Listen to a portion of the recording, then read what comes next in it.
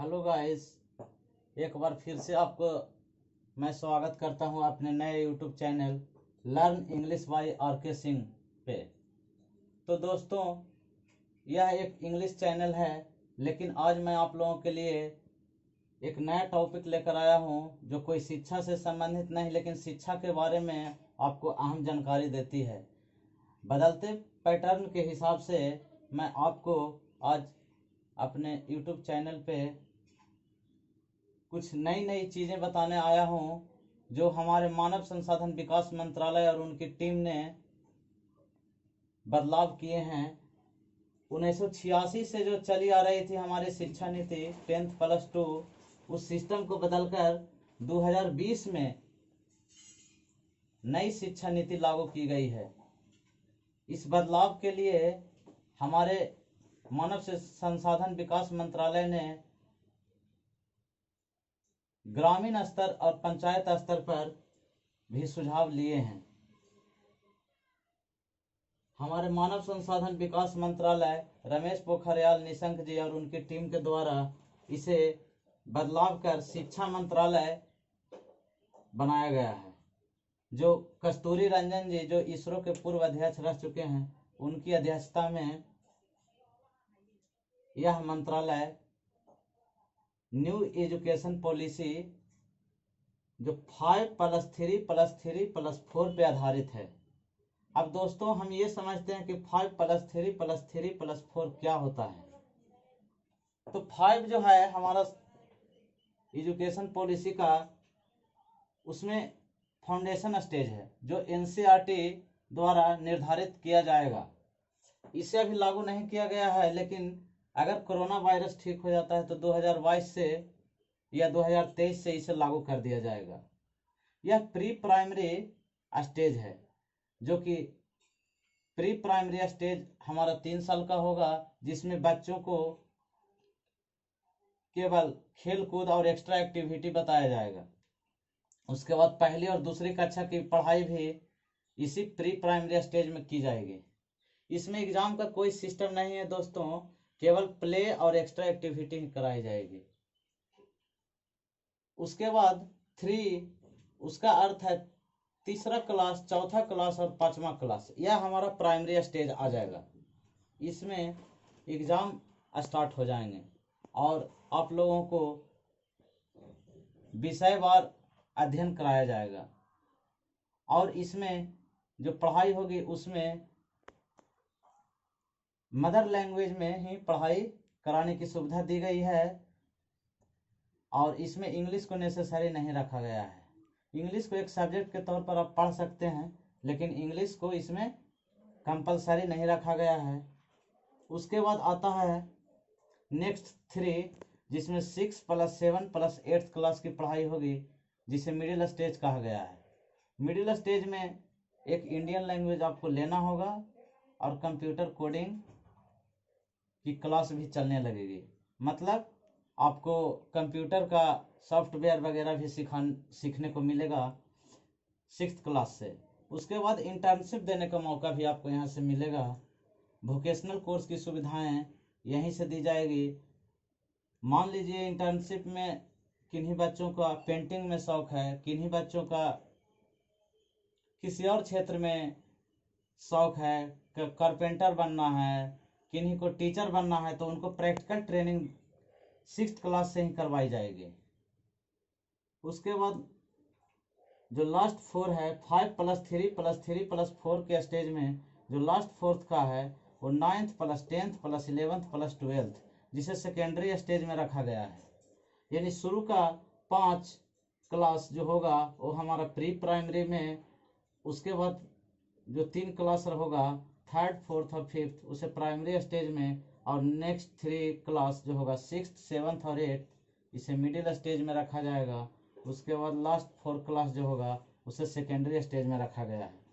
दोस्तों, इसमें अहम बदलाव ये किए गए हैं कि जो 9th से जो हमारी स्टडी होगी वो सेमेस्टर वाइज होगी, और इसमें 1 साल में 2 सेमेस्टर होंगे, और 2 सेमेस्टर होने के बाद दोनों सेमेस्टर में आपका कितना मार्क्स आता है उसके हिसाब से आपका फाइनल रिजल्ट मिलेगा। जबकि आज से या इस सिस्टम से पहले ऐसी सुविधा नहीं थी, केवल एक ही एग्जाम होता था, उसमें कई बच्चे लास्ट के 2-3 मंथ पढ़कर लाभ ले लेते थे और एग्जाम पास कर जाते थे। लेकिन अब आपको निरंतरता बरकरार रखने के लिए ही ऐसी सुविधा की गई है। और इसमें जो पढ़ाई होगी वो क्रिटिकल बेसिस पे होगी, ना कि आपको रटना है, आपको समझने के बेसिस पे ये पढ़ाई होगी। और इसमें जो रिजल्ट तैयार कराया जाएगा उसमें 360 डिग्री शामिल होगा। मतलब इसका जो असेसमेंट होगा, मूल्यांकन होगा, उसमें आप खुद भी अपना नंबर देंगे, टीचर भी अपना नंबर देंगे और कुछ स्टूडेंट भी अपना नंबर देंगे। तो इस बेसिस पे आपका 9th plus 10th plus 11th plus 12th आपका सिस्टम होगा। दोस्तों सबसे बड़ी बात यह है कि इसमें जो सबसे बड़ा बदलाव लाया है, इसमें स्ट्रीमिंग सिस्टम खत्म हो गया है। मतलब ये कि अब इसमें कोई स्ट्रीम नहीं है, कोई साइंस का बच्चा नहीं होगा, कोई आर्ट्स का बच्चा नहीं होगा, जिसको जो पसंद होगा वो सब्जेक्ट लेगा।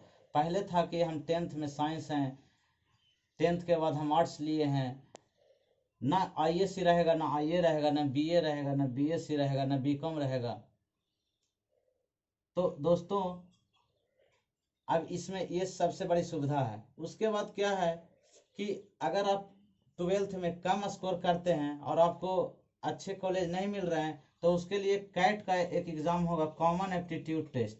कॉमन एप्टीट्यूड टेस्ट, इसके थ्रू आपको कॉलेज में एडमिशन मिल जाएगा। कॉमन एप्टीट्यूड में अगर आप अच्छे मार्क्स लाते हैं तो इसका नंबर प्लस इसका नंबर जोड़कर आपको एडमिशन दिलाया जाएगा। इसके बाद दोस्तों मेन बात आती है कि अब ग्रेजुएशन में बीएससी होगा, बीकॉम होगा या बीए हम करेंगे, तो कुछ नहीं होगा दोस्तों। अब केवल और केवल ग्रेजुएशन होगा जो 3+4 सिस्टम पे आधारित होगा। 3+4 सिस्टम के मतलब हुआ कि आप 3 साल का भी ग्रेजुएशन कर सकते हैं, 2 साल का भी, 1 साल का भी और 4 साल का भी कर सकते हैं दोस्तों। अगर आप 1 साल का ग्रेजुएशन करते हैं तो केवल आपको एक सर्टिफिकेट मिलेगा। अगर 2 साल का ग्रेजुएशन करते हैं तो डिप्लोमा का डिग्री मिलेगा। 3 साल का करते हैं तो बैचलर डिग्री मिलेगा, जिसमें आप कोई भी अगर 3 साल का आप कोर्स कर लेते हैं ग्रेजुएशन का, तो आप कोई भी एग्जाम में बैठ सकते हैं, कॉम्पिटिटिव एग्जाम में। और 4 साल का करते हैं तो रिसर्च के साथ बैचलर डिग्री का आपका सर्टिफिकेट मिलेगा। दोस्तों इसमें सबसे बड़ी सुविधा यह है कि multi entry plus multi exit की व्यवस्था है। Multi entry plus multi exit का मतलब हुआ कि कोई बच्चे गरीब हैं, अगर वो ग्रेजुएशन में फर्स्ट ईयर पढ़ाई करके चले जाते हैं और 2 साल के बाद वे आते हैं तो वे फिर से सेकेंड ईयर से शुरू कर सकते हैं। यानी उनकी पढ़ाई बाधित नहीं होगी, उनका नाम काटा नहीं जाएगा कॉलेज से। तो ये सबसे बड़ी सुविधा है। और दोस्तों इसमें और एक सुविधा दिया गया है कि आपको एक एकेडमिक क्रेडिट बैंक की सुविधा भी दी गई है, कि जिसमें आप एक्स्ट्रा विषय भी ले सकते हैं। मान लीजिए आप ग्रेजुएशन कर रहे हैं जिसमें 5 विषय आप पढ़ रहे हैं, उसके अलावा आपको स्पोर्ट्स में रुचि है, तो आप स्पोर्ट्स का 1 साल का कोर्स कर दिए हैं, और अगर ये 2 साल का कोर्स है और उसके बाद आप कहीं चले गए हैं और 2 साल के बाद आते हैं, तो ये आपका एकेडमिक क्रेडिट बैंक में जमा रहेगा और 1 साल का कोर्स आप फिर से कर सकते हैं। तो ये हमारे लिए सबसे बड़ी सुविधा दी गई है नई शिक्षा नीति के तहत। उसके बाद दोस्तों कुछ लोगों की समस्याएं हैं कि बीएड का क्या होगा। तो बीएड जो दोस्त है, जो दोस्तों बीएड का जो कोर्स है वो अभी ग्रेजुएशन के बाद जो 2 साल का कोर्स है उसे समाप्त कर दिया जाएगा और केवल एक ही सिस्टम रहेगा, 12th के बाद 4 साल का कोर्स लगातार आपको करना होगा। तो दोस्तों यही सुविधा रहेगी बीएड के लिए। और एमए एमएससी ये सब नहीं रहेगा, पोस्ट ग्रेजुएशन की सुविधा दी गई है। एमफिल को खत्म कर दिया गया है, पीएचडी यथावत रहेगा 4 साल का। और पोस्ट ग्रेजुएट में ये सुविधा दी गई है कि अगर आप 3 साल का ग्रेजुएशन किए हैं, तो 3 साल का ग्रेजुएशन किए हैं तो आपको 2 साल करना पड़ेगा पोस्ट ग्रेजुएशन करने के लिए। अगर आप 4 साल का रिसर्च प्लस बैचलर डिग्री लिए हुए हैं तो 1 साल में ही आपको पोस्ट ग्रेजुएशन की डिग्री मिल जाएगी।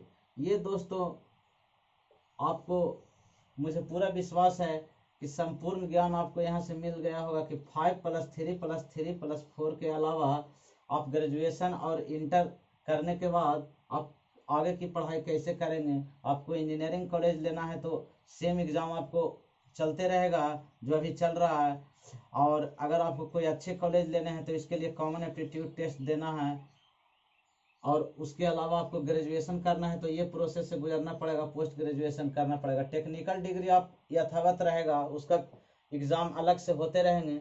दोस्तों ये जो नई शिक्षा नीति है, आखिर यह क्यों जरूरत पड़े, इसके क्या लाभ हैं? तो दोस्तों आपको लाभ मैं एक नज़र दिखा देता हूं कि अब जो है, जो हमारी जो जीडीपी है उसका 6% शिक्षा नीति में जाएगा। यानी आज तक जो था, इस साल का जो जीडीपी का मात्र 3% है शिक्षा नीति पर, शिक्षा पे खर्च किया जाता था।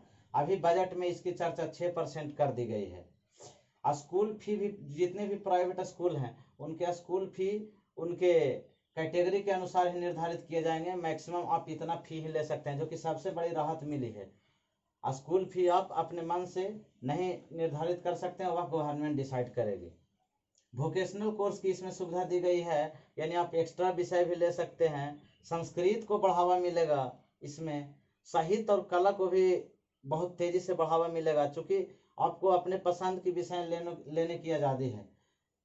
फॉरेन यूनिवर्सिटी को भी यहाँ इन्वॉल्वमेंट किया गया है कि आप अपना टॉप का 50 इंस्टीट्यूट जो भी है वर्ल्ड लेवल पे, वे आकर यहाँ शिक्षण संस्थान खोल सकते हैं। यहाँ जो है अभी सबसे बड़ी बदलाव ये भी की गई है कि डिपार्टमेंटल अभी कर दिया गया है, एजुकेशन को डिपार्टमेंट से जोड़ दिया गया है। क्या होता है इससे कि सिलेबस के लिए सिलेबस तैयार करेगी, उसका अलग डिपार्टमेंट रहेगा। रिजल्ट तैयार करने वाला डिपार्टमेंट अलग होगा, कॉपी चेक करने वाला अलग होगा, कहाँ कैसी पढ़ाई हो रही है उसका अलग डिपार्टमेंट होगा। इससे बच्चों को नकल करने पे बहुत ही शिकंजा मजबूत किया गया है गवर्नमेंट के द्वारा। क्योंकि पहले क्या होता था कि बिहार के बच्चों को, मुजफ्फरपुर का रहने वाला है तो उसे भागलपुर में कॉपी गई है, वो उसे पता चल जाता था और वहां जाकर वो कुछ पैसे देकर अपने नंबर बढ़वा लेते थे, जो कि ये डिपार्टमेंट का काम है, ऐसा नहीं होना चाहिए। तो इसलिए यह सुविधा दिया गया है। अब स्ट्रीमिंग सिस्टम खत्म है। अब कोई बच्चा ये कहता हुआ नहीं मिलेगा कि हम बीए से हैं, हम बीएससी से हैं। अब सारा सब्जेक्ट आपके लिए बराबर है, जिसमें जो रुचि है। आप 5 विषय का चयन कर लीजिए। मैथ लिए हैं तो आप हिस्ट्री भी ले सकते हैं, कॉमर्स भी ले सकते हैं, कोई 5 सब्जेक्ट लेकर आप पढ़ाई कर सकते हैं। अब रटना नहीं, समझने पर जोर दिया गया है।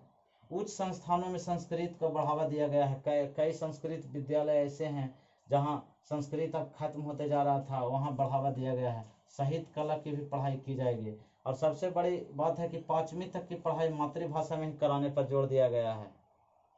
एक साथ एक से ज़्यादा कोर्स करने की सुविधा दी गई है। ये सब हमारी नई शिक्षा नीति में जो प्रत्यक्ष रूप से जो लाभ मिले हैं, वो मैंने आपको एक बार समझा दिया। तो ठीक है दोस्तों, हमारे चैनल को इसी तरह लाइक और सब्सक्राइब करते रहिए, शेयर कीजिए, और मैं अच्छे से अच्छे वीडियो लेकर आऊँगा। चूँकि अभी चैनल नया है, इसलिए आप लोगों को सपोर्ट का काफ़ी ज़रूरत है, और मेरे पास सुविधा भी कम है। धीरे धीरे मैं माइक और बोर्ड भी का भी बढ़िया व्यवस्था कर लूँगा। अभी क्लासरूम भी सही नहीं है, क्योंकि अभी कोरोना वायरस है, लेकिन मैं अच्छा से अच्छा वीडियो लाते रहूँगा। आप लोग टेंशन नहीं लीजिए, आप लोग केवल हमें सपोर्ट कीजिए। Thank you very much.